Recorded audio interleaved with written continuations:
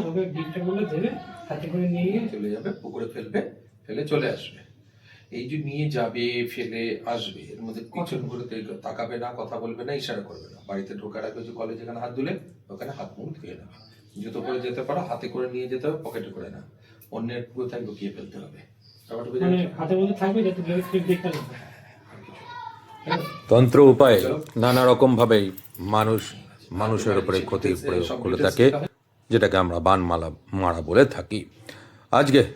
আজকে তোমরা এই মুহূর্তে যেটা দেখছো সেটি খণ্ডন ক্রিয়া, কিন্তু সেটি ফেতকালীন খণ্ডন ক্রিয়া, যেখানে কেউ কারুর ওপরে যখন বান মারে সেই বান তো শুধু কাটানো তোমরা দেখেছো।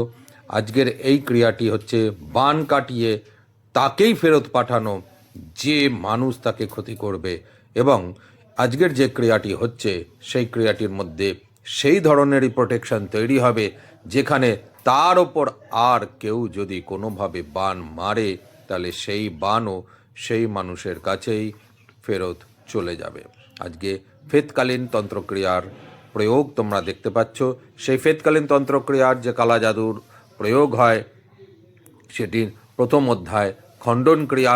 আজকে ফেতকালীন ব্ল্যাক ম্যাজিকের প্রয়োগ তোমরা দেখতে পাচ্ছ প্রথম অধ্যায়ের খণ্ডন ক্রিয়ার মধ্যে দিয়ে। এরপরে আরও প্রচুর পরিমাণে ক্রিয়া এই মানুষটির ওপরে হবে।